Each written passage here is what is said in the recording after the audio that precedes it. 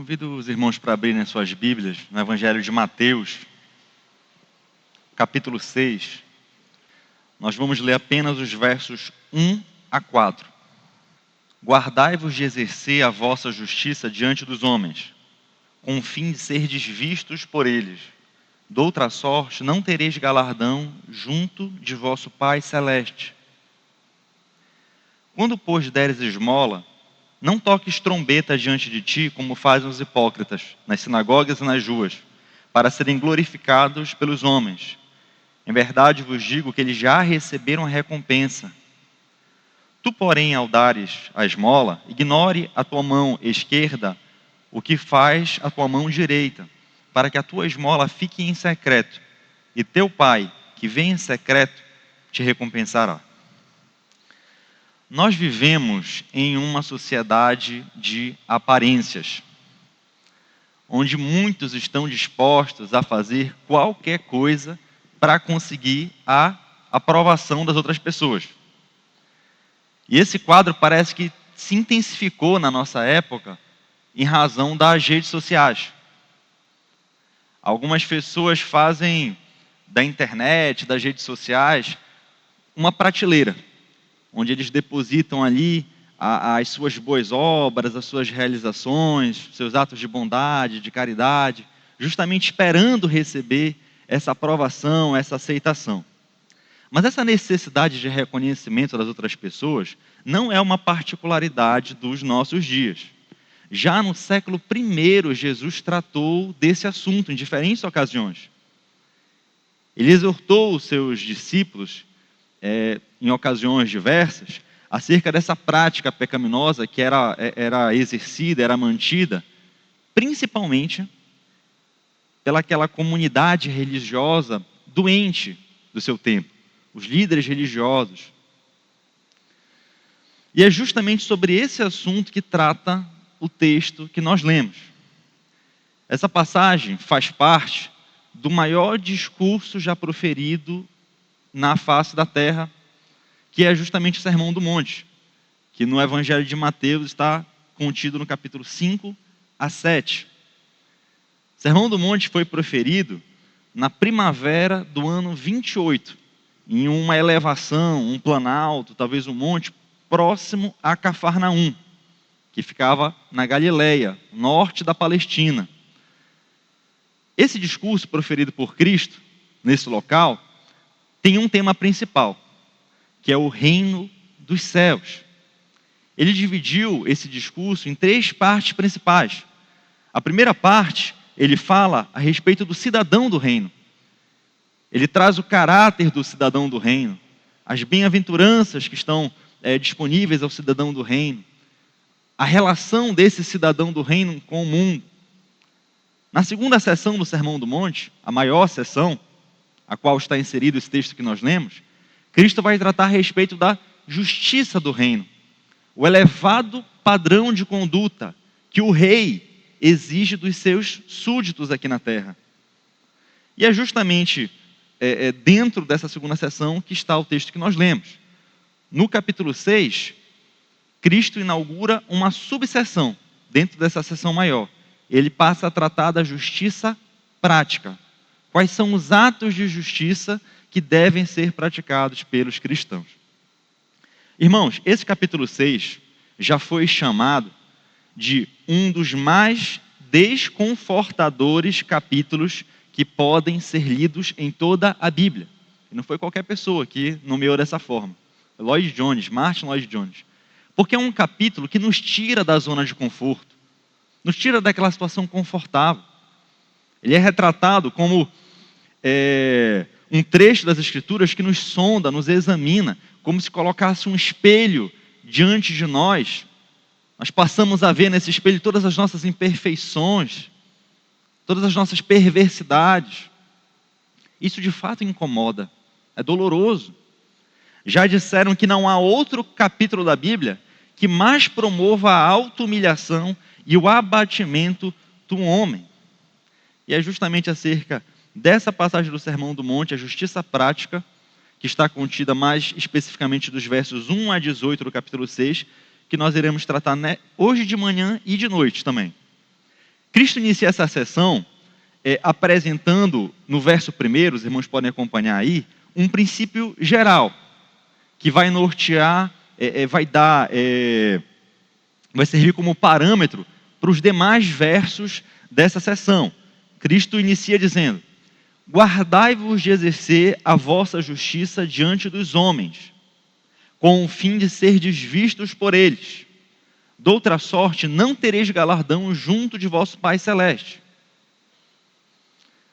Talvez uma primeira percepção, um pouco precipitada, possa nos fazer entender que esse verso contraria um outro verso do Sermão do Monte. Os irmãos podem abrir aí no capítulo 5, verso 16.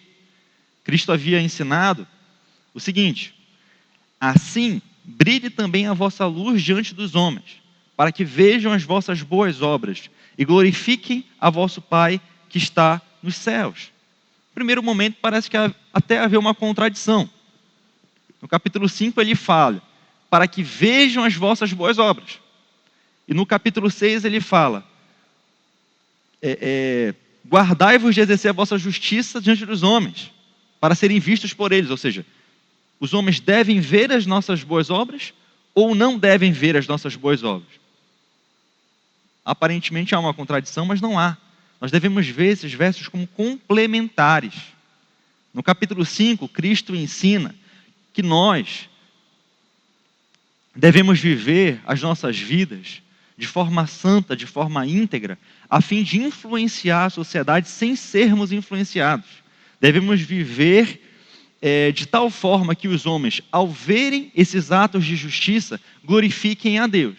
E ao mesmo tempo, como fala no capítulo 6, jamais nós deveríamos fazer essas coisas com o fim de atrair atenção para nós mesmos.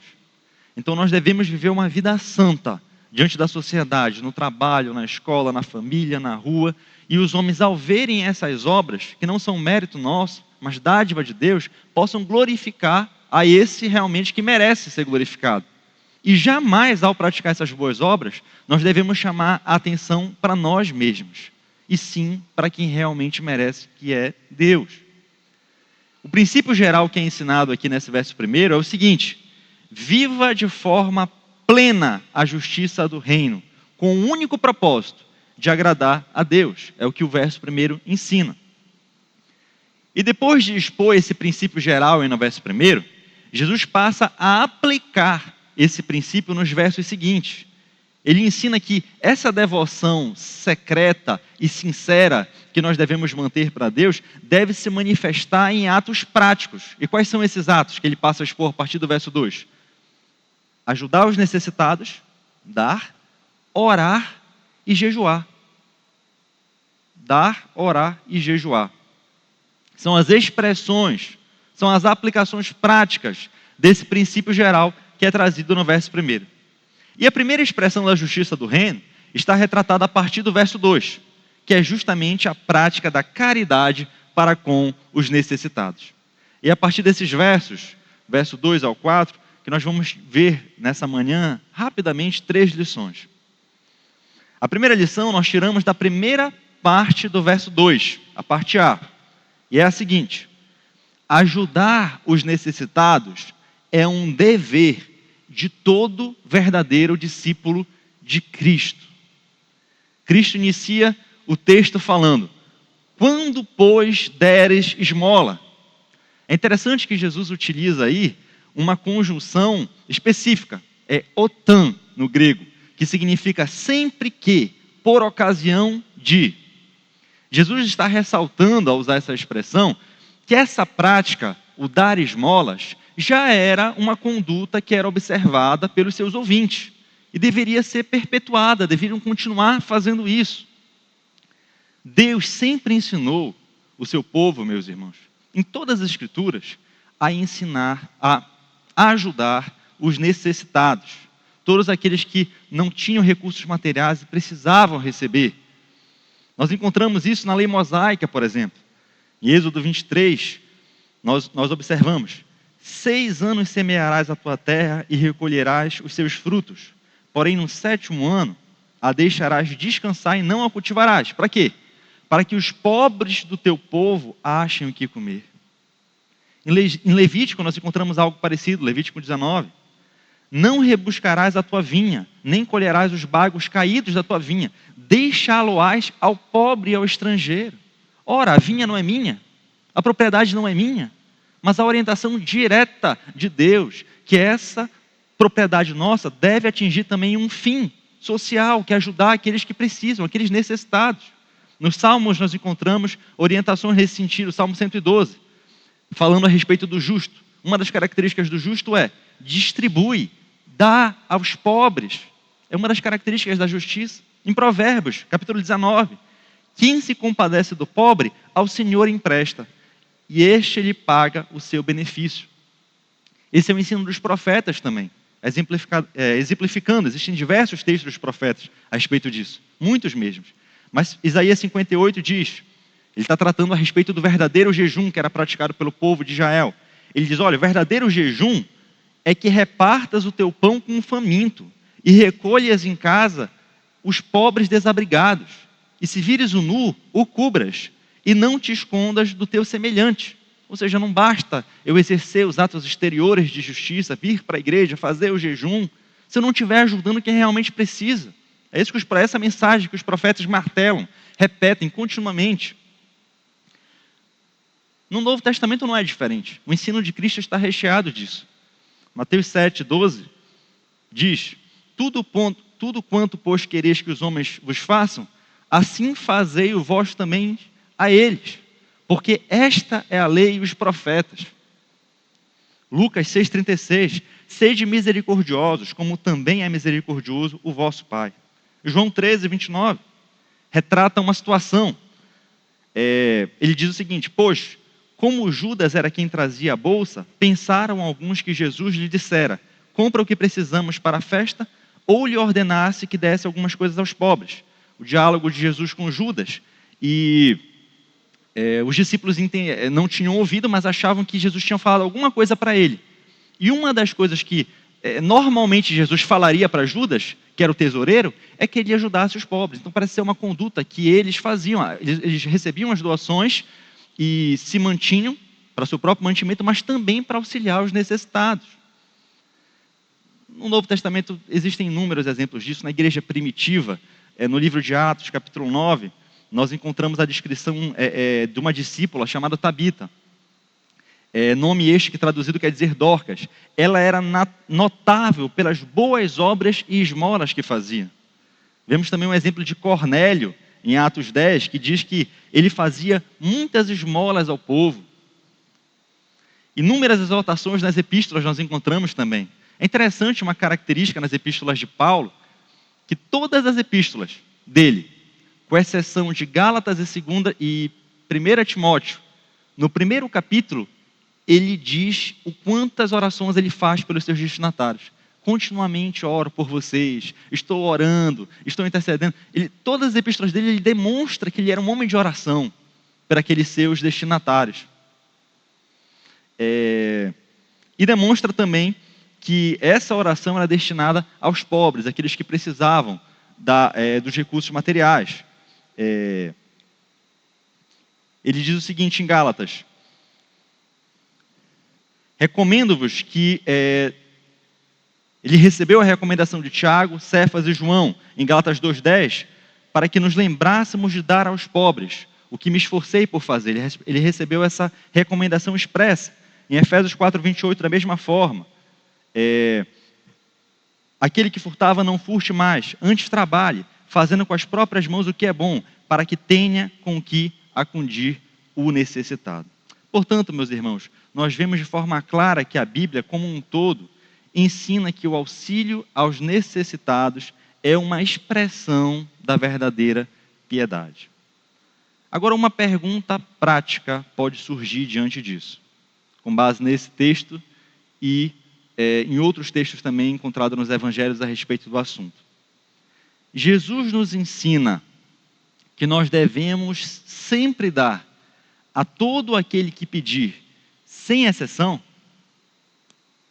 Em todas as ocasiões que nós nos vemos diante de uma pessoa que pede recursos, nós devemos dar. Principalmente veja o capítulo 5 de Mateus, versos 42. Dá a quem te pede e não voltes as costas ao que deseja que lhe emprestes. Significa que nós estamos obrigados, de certa forma, a sempre dar a todo aquele que nos pede. Meus irmãos, nós não podemos interpretar esses textos de forma literal e mecânica, sob pena de tornar ridículo esse ensino tão precioso a respeito da ajuda aos necessitados. Cristo nos encoraja aqui a prestar auxílio a todo o que realmente precisa de ajuda. Não é o caso, por exemplo, dos alcoólatras, dos pedintes profissionais, daqueles que claramente são preguiçosos, não gostam de trabalhar. Nesses casos, não há real necessidade, eles não precisam de fato receber o auxílio. Nós devemos lembrar nessas ocasiões da orientação que Paulo deu para a igreja de Tessalonicenses, lá em 2 Tessalonicenses 3,10. Ele diz: porque quando ainda convosco vos ordenamos isto, se alguém não quer trabalhar, também não coma. Como é que nós devemos entender isso? Aqueles que podem trabalhar, podem obter os recursos materiais para o seu sustento, e não o fazem, como são os exemplos que nós tratamos aqui, preguiçosos, pedintes profissionais, aqueles que querem o dinheiro para se entregar ao álcool, para essas pessoas nós não devemos dar. Não nos é aconselhável fazer isso. Se nós deixarmos de entender isso, nós vamos gerar sérias deformidades no seio da própria igreja de Cristo, até desincentivando o trabalho. Trabalho é uma ordenança dada por Deus. Desde Gênesis nós encontramos essa orientação. Nós devemos conseguir o sustento material por meio do trabalho. Esse é o ordinário. E não necessariamente o trabalho formal. Sabemos de um exemplo, vimos o exemplo outro dia, de um rapaz que precisava de dinheiro para determinada finalidade, e ele passou a fazer brigadeiros, vender na rua, para ter esse dinheiro que ele precisava. Ele nunca trabalhou como doceiro, não sabia nem fazer brigadeiro, mas aprendeu de alguma forma na internet, comprou material de excelente qualidade e passou a vender brigadeiro. E ele multiplicou, parece que ele gastou cerca de R$60, salvo engano, na primeira leva de brigadeiros, e ele conseguiu multiplicar isso. Na primeira semana, na segunda semana, e ele conseguiu o valor que ele queria. E assim como esse exemplo, diversos outros exemplos. A gente vê aquele rapaz que estudava medicina aqui na UEPA e que vendia bombons no ônibus também. Aí pode se falar, mas eu não nasci para vender brigadeiro, eu não nasci para vender bombom. Tudo bem, mas em determinadas ocasiões, você está fora do trabalho formal, o mercado formal de trabalho, é necessário fazer algumas adaptações até conseguir se reestruturar. Essa é a forma ordinária de se conseguir recursos.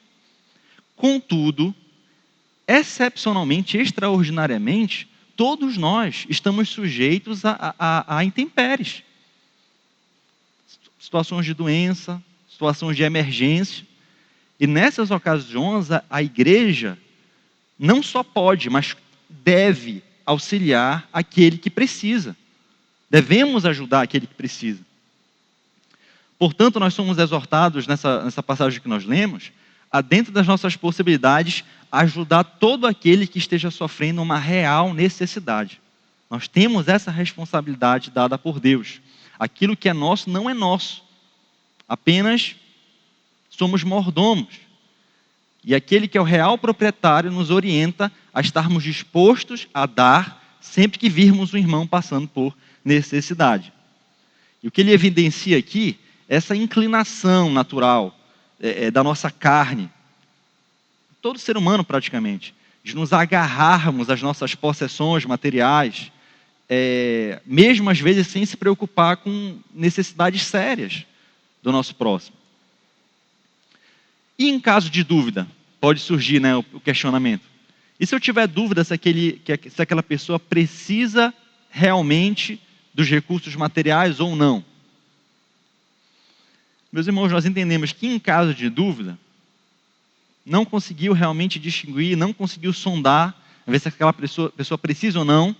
Nesse caso, nós devemos correr o risco e ajudar. Lloyd Jones diz o seguinte: sempre deveríamos estar atentos para escutar e conceder algo aos nossos semelhantes, mesmo em caso de dúvida. Não é algo que façamos mecanicamente ou sem pensar. Precisamos pensar e dizer: se esse homem está padecendo de alguma necessidade real, cumpre-me o dever de ajudá-lo, se é isso que eu tenho a possibilidade de fazê-lo. Talvez eu me esteja até arriscando, mas se ele realmente está sofrendo necessidade, quero ajudá-lo. A preocupação com as necessidades dos outros, meus irmãos, é um sinal da verdadeira conversão. É isso que nós vemos lá na primeira carta de João, 1 João capítulo 3, versos 17 a 18. Ora, aquele que possuir recursos deste mundo e vir a seu irmão padecer de necessidade e fechar-lhe o coração, como pode permanecer nele o amor de Deus?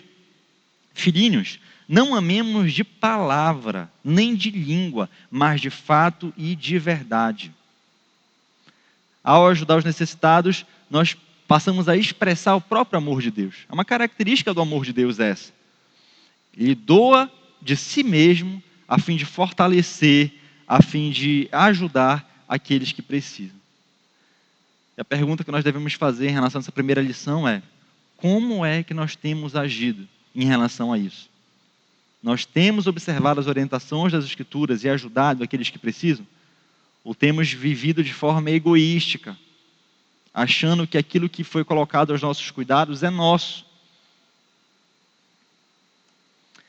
Irmãos, a segunda lição que nós podemos retirar da segunda parte do verso 2 é a seguinte: o auxílio aos necessitados não deve visar os nossos próprios interesses.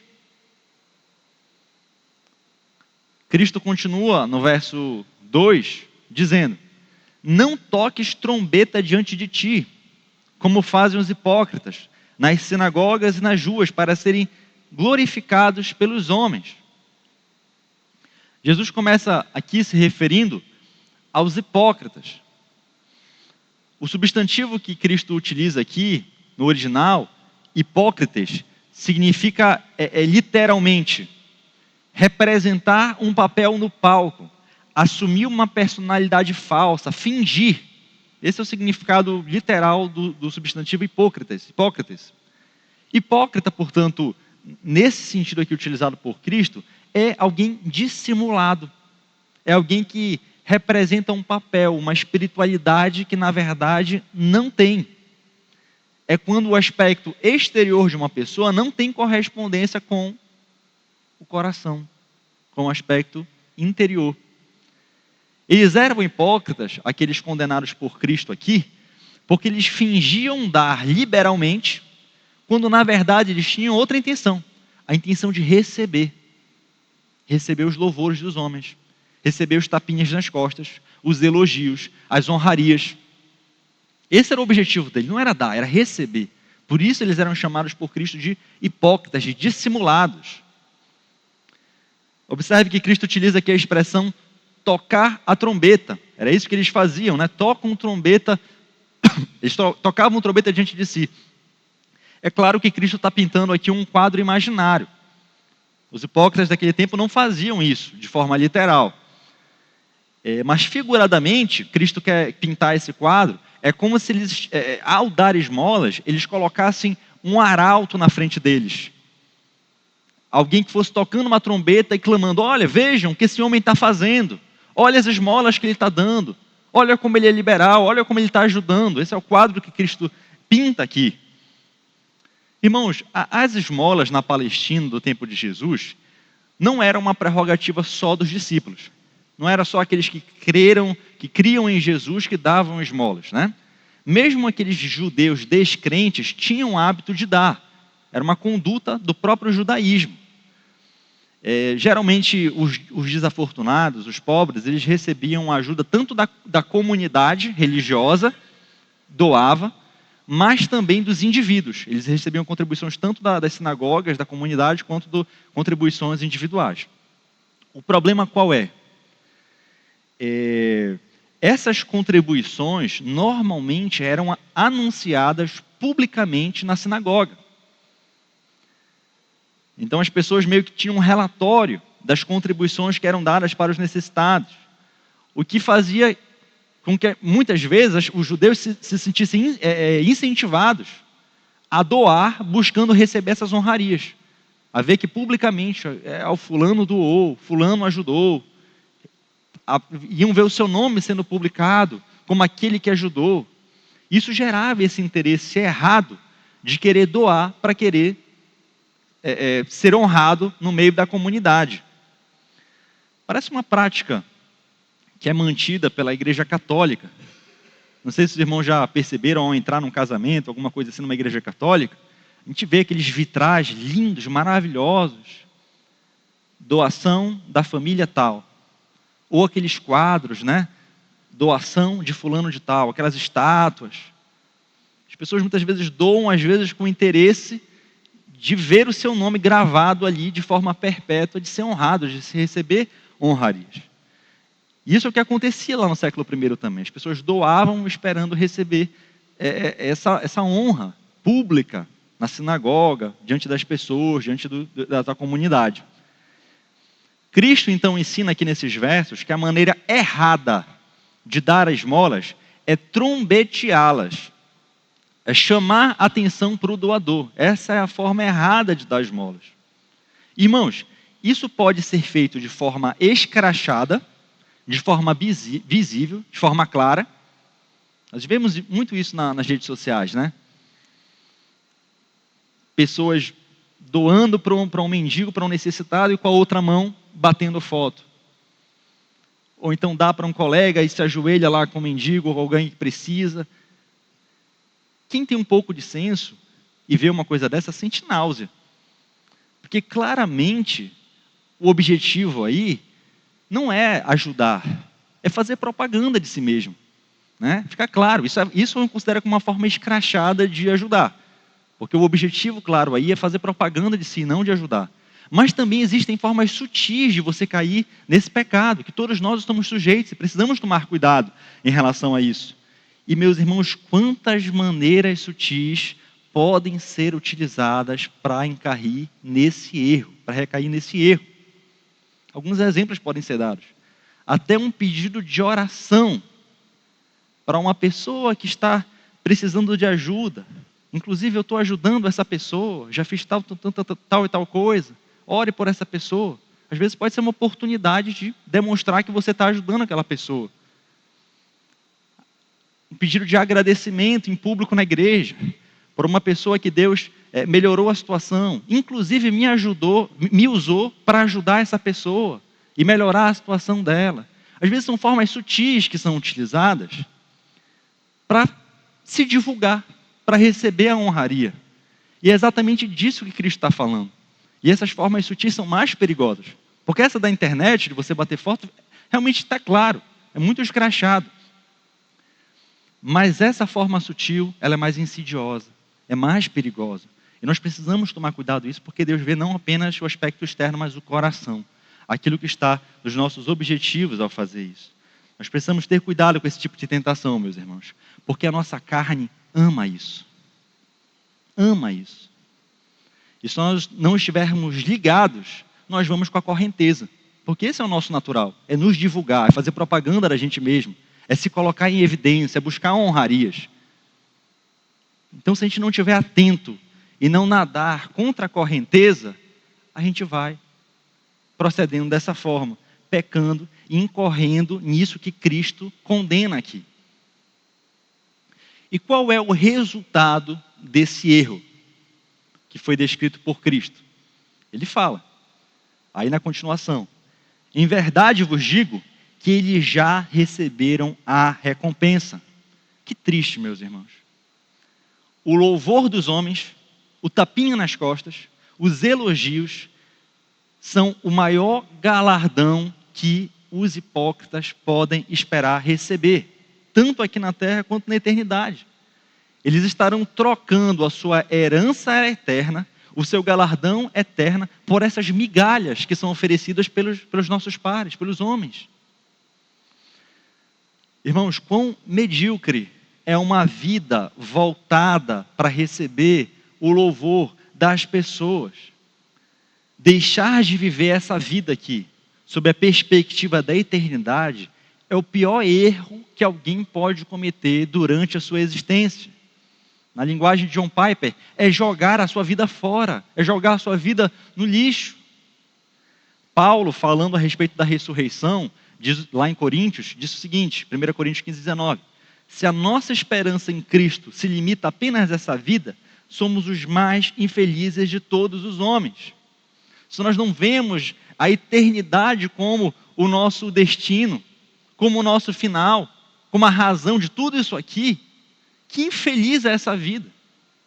E é justamente o que faz as pessoas que trocam o galardão eterno pelo louvor dos homens. Esquecem da eternidade, daquilo que está reservado para receber essas migalhas aqui. Irmãos, não é à toa que esse 6º capítulo de Mateus é visto como um dos mais desconfortadores de todas as Escrituras. Ele nos permite enxergar a nós mesmos, toda essa nossa corrupção, de forma bem realística. E o homem natural, ele foge desse autoexame, porque esse autoexame é muito doloroso. Mas, irmãos, nós que tememos a Deus, que de fato desejamos viver uma vida de santidade, oferecer os nossos corpos como um sacrifício vivo, santo e agradável a Deus, devemos estar dispostos a fazer esse autoexame diariamente. Porque só o homem que já se enxergou de forma realística, já se viu no espelho das Escrituras, da palavra de Deus, é que tem a possibilidade de reconhecer a sua incapacidade de mudar sozinho, a sua gravidade da situação e recorrer a Cristo. Recorrer aos pés da cruz e receber ali perdão. Clamar pelo auxílio do Espírito Santo nesse processo que vai durar a nossa vida toda, que é o processo da santificação. Que nós possamos sondar os nossos corações, meus irmãos, para que nós não caiamos nesse terrível erro de viver uma vida para as pessoas. Pobres e dignos de lástima são aqueles homens e mulheres que dedicam as suas vidas para as aparências. Cometem o maior dos erros que podem ser cometidos aqui na terra, que é trocar o galardão eterno por essas migalhas aqui que nós recebemos. A terceira e última lição, irmãos, para nós finalizarmos, está contida aí nos versos 3 e 4 do capítulo 6. E é a seguinte: devemos ajudar os necessitados visando agradar unicamente a Deus. Ele disse no verso seguinte como não se deve dar esmolas, e ele conclui nos versos 3 e 4 explicando o que deve ser feito então. Ele diz: tu, porém, ao dares esmola, ignore a tua mão esquerda o que faz a tua mão direita, para que a tua esmola fique em secreto. Em outras palavras, Cristo está dizendo aqui, não anuncie para as pessoas, de que maneira for, de qualquer jeito, deixe de anunciar para os outros os atos de justiça que você pratica. E ele dá aí a demonstração visível, na ilustração: ignorar a tua mão esquerda o que a tua mão direita faz. Parece a coisa mais íntima, mais particular que poderia existir. Como se uma mão deixasse de ter ciência do que a outra mão poderia fazer. Então nem para as pessoas mais próximas, talvez nem aquela pessoa que é uma carne com você, seu cônjuge, deveria saber dos seus atos de caridade para com os necessitados. É isso que Cristo está querendo dizer com outras palavras aqui. Mas esse é o sentido óbvio do texto. Há um outro sentido aqui também. Além de não anunciarmos para os outros, esse texto parece indicar que nós também não devemos manter para nós mesmos registros desses nossos atos de caridade, com o fim de nos sentirmos orgulhosos pelas nossas obras tão boas, de justiça. Há erro em agir visando receber honra dos outros, mas também há erro em agir visando a autogratificação. Eu vou agir, vou ajudar essa pessoa, ninguém vai saber. Mas aí no fundo vem aquele sentimento de autogratificação. Como eu sou uma pessoa boa. Realmente, olha só, eu tirei aquele dinheiro do meu lanche para ajudar essa pessoa. Realmente, nossa, Não posso nem esperar o galardão que eu vou receber por causa disso. Há erro também, o texto indica dessa forma. As pessoas mais próximas de nós não devem ficar sabendo disso, mas também nós não devemos manter registros mentais, registros talvez até físicos, dos nossos atos de justiça com o fim de depois relacionarmos, nossa, o quanto eu fiz para o reino de Deus. Esse parece ser o sentido do texto. O foco da caridade deve ser sempre qual? Agradar a Deus, cumprir o mandamento. Qual é o mandamento de Deus? Amá-lo sobre todas as coisas, né? Coração, alma, força, entendimento, e amar o próximo como a si mesmo. Esse deve ser o objetivo. E qual é o resultado de agir dessa forma certa? De agir desse modo que Cristo ensina aqui? Ele conclui dessa forma: e teu Pai, que vê em secreto, te recompensará. Viva a justiça do reino de forma integral, de forma plena, e deixe as recompensas a cargo do rei. E meus irmãos, ele vê e registra tudo. Nada falha a esse registro de Deus.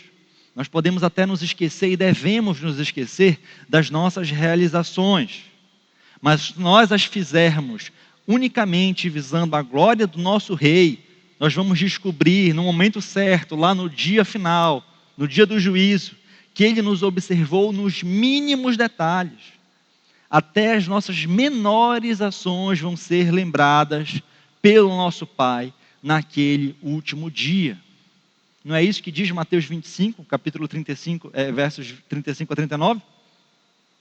Porque tive fome e me destes de comer, tive sede e me destes de beber, era forasteiro e me hospedaste, estava nu e me vestiste, enfermo e me visitaste, preso e foste ver-me.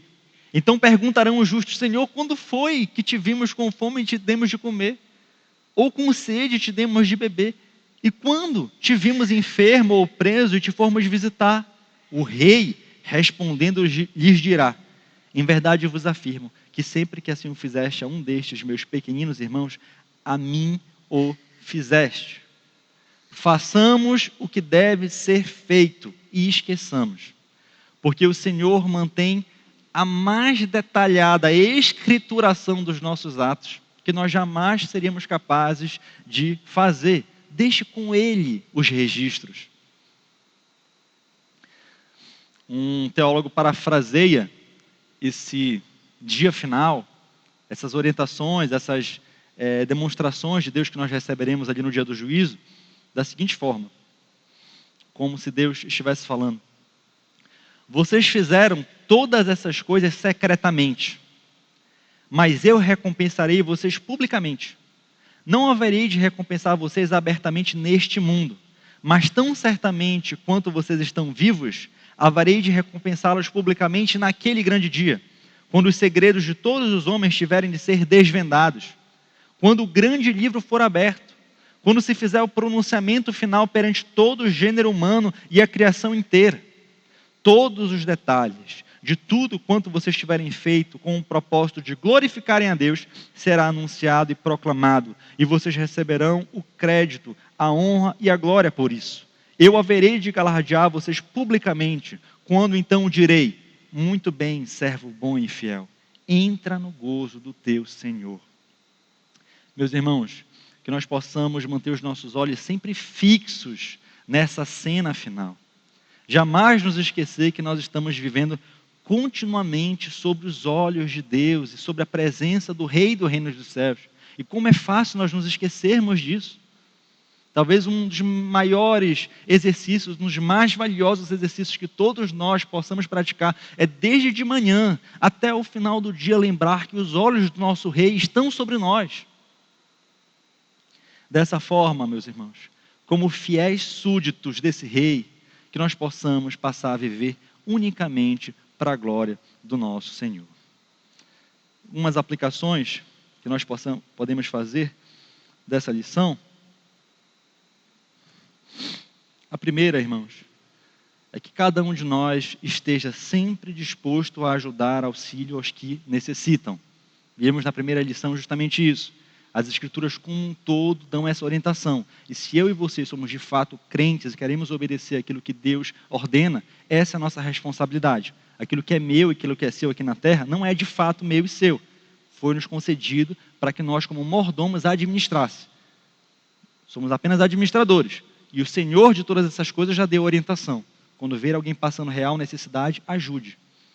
Segunda orientação: jamais use o auxílio como forma de receber honraria dos homens. Isso pode se dar de forma escrachada, mas também de forma muito sutil, que é a mais perigosa. E que nós estejamos sempre pedindo o auxílio de Deus para que Ele nos livre disso.